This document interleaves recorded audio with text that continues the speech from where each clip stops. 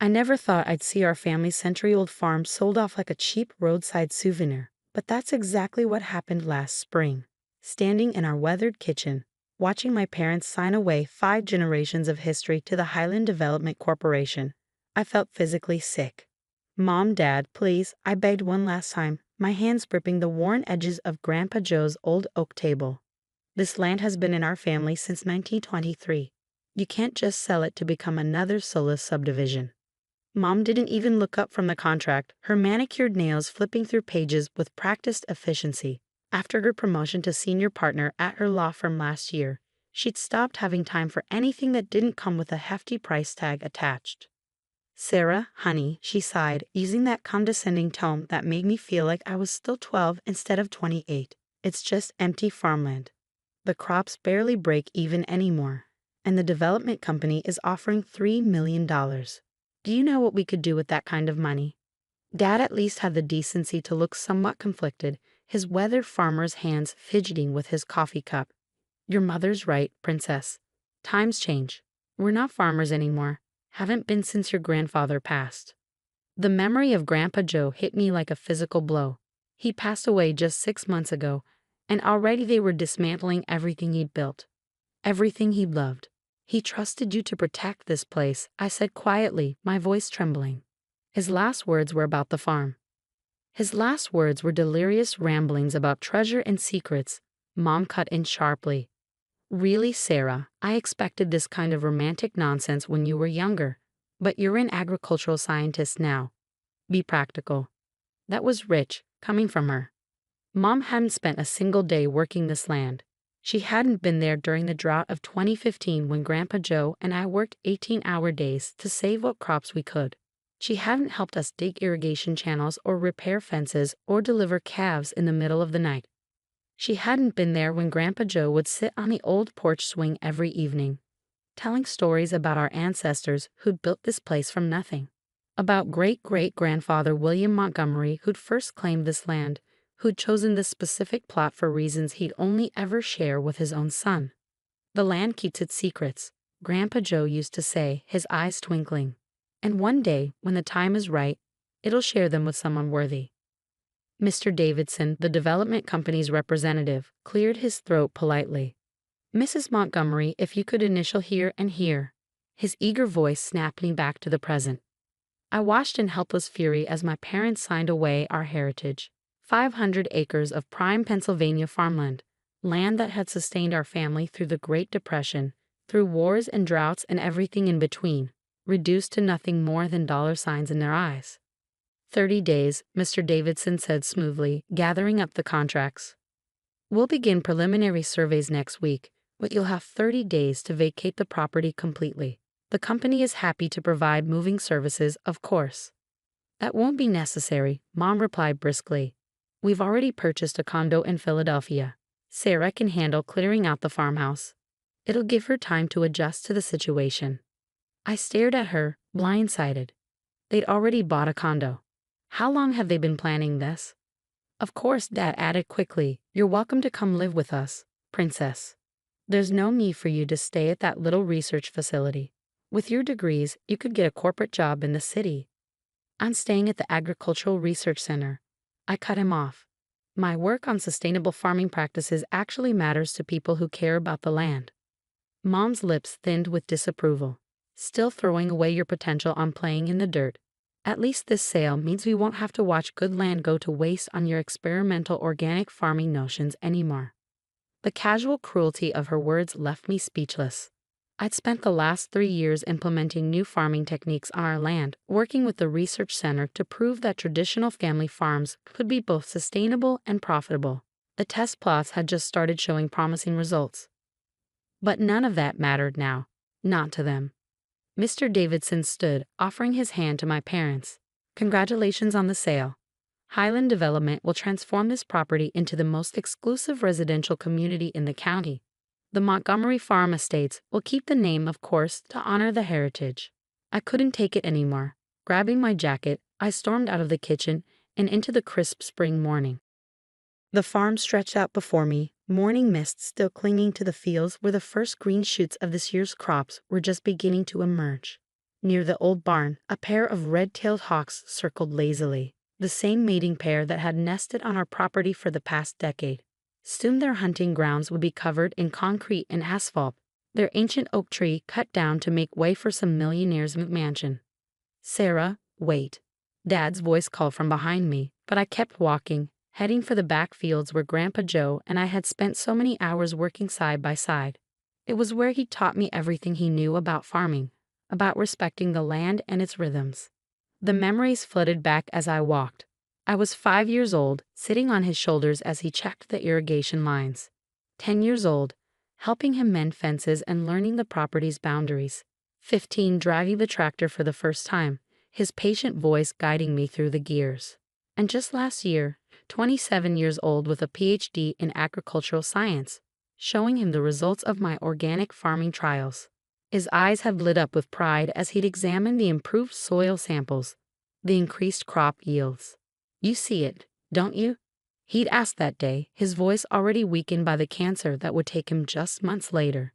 "You understand what this land can do, what it can be?" I'd nodded, not realizing then that we were running out of time, that he was trying to tell me something important. A glint of metal caught my eye, pulling me from my memories. I was standing near the old stone wall that marked our property's southern boundary, and something was reflecting the morning sun. Bending down, I brushed aside some loose dirt to find a small brass key, old and green with age. My breath caught. I recognized it immediately. It was the key to Grandpa Joe's old study in the barn, the private space where he kept all his farm records and family documents, the room he'd specifically left to me in his will, though I hadn't been able to bring myself to go through it since his death. "The land keeps its secrets," his voice whispered in my memory, "until the time is right." Looking back toward the farmhouse, I could see the development company's sleek black SUV pulling away down our long gravel drive. My parents' car followed shortly after, heading toward their new city life without a backward glance. They'd given me 30 days to clear out generations of history, 30 days to say goodbye to everything I loved. But standing there with Grandpa Joe's key in my hand, watching the morning sun climb over fields that had sustained my family for 100 years, I felt something else stirring beneath my grief and anger. Hope. Grandpa Joe had never done anything without a reason. He'd never simply given up or taken the easy path. And in those final days, he tried to tell us something about the farm. Something my parents had dismissed as the ramblings of a dying man. But what if they were wrong? What if the land really did have secrets to share? And what if just maybe I had 30 days to discover them? The key felt warm in my palm as I closed my fingers around it, my decision made. I might not be able to stop the sale, but I could spend these last days uncovering whatever Grandpa Joe had wanted us to know. I owed him that much. I owed the land that much. Behind me, the hawks called out, their cries carrying across fields that had witnessed a century of Montgomery family history. Soon, those fields would be gone, transformed into another cookie-cutter luxury development. Unless Grandpa Joe had left behind something that could change everything. Something hidden in that old study, waiting for someone worthy to discover it. For the first time since this nightmare began, I felt a smile tugging at my lips. 30 days might just be enough time after all. Game on, Highland Development.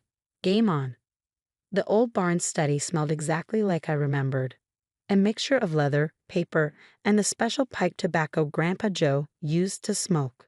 Standing in the doorway, key still warm in my hand, I felt his presence all around me. The afternoon sun filtered through dusty windows, illuminating dancing motes in the air and casting long shadows across his massive oak desk. I hadn't been in here since before his passing. The room looked frozen in time, farming journals stacked neatly in one corner, his favorite leather chair still pulled away from the desk as if he'd just stepped out for a moment. A half-finished cup of coffee, long since dried up, sat next to a worn notebook. "Okay, Grandpa," I whispered, running my fingers along the desk's smooth surface. "What were you trying to tell us?" The study wasn't large, maybe 15 feet square, but every inch held purpose. Floor-to-ceiling bookshelves lined 3 walls, filled with agricultural references, family photo albums, and meticulously maintained farm records dating back decades. The 4th wall featured a large map of our property, yellowed with age but carefully preserved under glass. I started with the desk drawers, working methodically. The first two contained ordinary items, office supplies, more farming journals, equipment manuals. But the bottom drawer was locked. My hands trembled slightly as I tried the old brass key. It fit perfectly. Inside, I found a single leather-bound journal, its pages brittle with age. The inscription on the first page made my heart skip. Property of William Montgomery, 1923. My great-great-grandfather's journal. The man who first claimed this land. I carefully turned the pages, his elegant handwriting bringing the past to life. After months of searching, I finally found it. The geological surveys confirm what the old tales suggested. This land is unique. The mineral deposits alone would make a man wealthy, but that's not why I chose it. There are greater treasures here, things that must be protected. A sharp knock at the barn door made me jump. Through the study window, I could see a Highland development truck parked in our drive. Quickly tucking the journal into my bag, I headed downstairs. Two men in corporate polo shirts were waiting, looking impatient. Miss Montgomery? The taller one stepped forward. I'm Steve Randall, Chief Surveyor for Highland. We need to begin our preliminary work today. I straightened my spine, channeling Grandpa Joe's quiet strength. The contract gives us 30 days before you can start any development work. The contract gives you 30 days to vacate, he corrected smoothly. We can begin surveys immediately. We have permits. He held up an official-looking document. My mother's signature was clearly visible at the bottom. She must have signed additional paperwork without telling me. Fine, I said tightly, but stay away from the old barn. We're still clearing out personal property. Steve's smile didn't reach his eyes. Of course, we'll start with the back acreage. I watched them drive their equipment toward the fields, my mind racing. The journal in my bag felt like it was burning a hole through the fabric. I needed time to understand what great-great-grandfather William had discovered, what Grandpa Joe had been protecting all these years. Back in the study, I pulled out my laptop and began documenting everything while continuing to read the journal. Hours slipped by as William's story unfolded. He'd spent years researching the specific plot of land before claiming it, following historical records and geological surveys. There were detailed maps, coordinates, and references to something hidden beneath the property. But what really caught my attention were the soil samples. The mineral composition is unlike anything I've seen, William wrote. Preliminary tests suggest rare earth elements in concentrations that shouldn't be possible in this region. But there's something else, something the tests can't explain. My hands froze over the keyboard. Rare earth elements, those were crucial for modern technology. Everything from smartphones to electric cars needed them. And they were becoming increasingly scarce. A memory surfaced. Last year's soil samples from my agricultural studies. I'd noticed some unusual readings but had been focused on organic farming applications. I hadn't thought to test for mineral content. The sound of heavy machinery startled me from my research. Looking out the window, I saw several excavators moving into position near the backfields. They weren't just surveying, they were preparing to dig. My phone buzzed, a text from Mom. Highlands Board is meeting next week to finalize construction plans. Don't interfere with their work. This is happening whether you like it or not. I started to reply, then stopped as another memory hit me. Last Christmas, Grandpa Joe insisting we watch an old documentary about mining rights and mineral laws. At the time, I thought he was just being nostalgic. Now I wondered if he'd been trying to tell us something else. Opening a new browser tab, I began researching Pennsylvania property laws. 3 hours and several legal databases later, I sat back, my mind reeling from the implications of what I'd discovered. The original deed to our property, filed by William Montgomery in 1923, included something called mineral rights in perpetuity. These rights were specifically excluded from any future sale of the surface property, meaning they still belonged to the Montgomery family trust. If there really were valuable minerals under our land, Highland Development couldn't touch them without our permission. They couldn't even dig foundations without risking a lawsuit. But I needed proof. Hard scientific evidence of what lay beneath our fields. My hands shaking with excitement, I called Dr. Chen at the Agricultural Research Center. Sarah, she answered on the first ring. I heard about the farm. I'm so sorry. I need a favor, I said quickly. Remember those unusual soil samples from last year's study? Can we run a full mineral analysis? I mean everything. Rare earth elements, heavy metals, the works. That's expensive, she cautioned. And it'll take time. I have some grant money left, and I only need a few days. Please, Dr. Chen. This is important. She sighed. Bring them in tomorrow morning. I'll see what I can do. Next, I called Tom Harrison, my best friend from college who now worked as an environmental lawyer in Pittsburgh. I need you to look at some property documents, I said without preamble, specifically mineral rights from the 1920s. How fast can you get here? I can come tomorrow, he said, concern evident in his voice. Sarah, what's going on? I think my great-great-grandfather left us something more valuable than just farmland, and I think Grandpa Joe spent his whole life protecting it. After hanging up, I returned to William's journal, reading well into the night. The more I read, the more convinced I became that he'd chosen this land for very specific reasons, reasons that could change everything.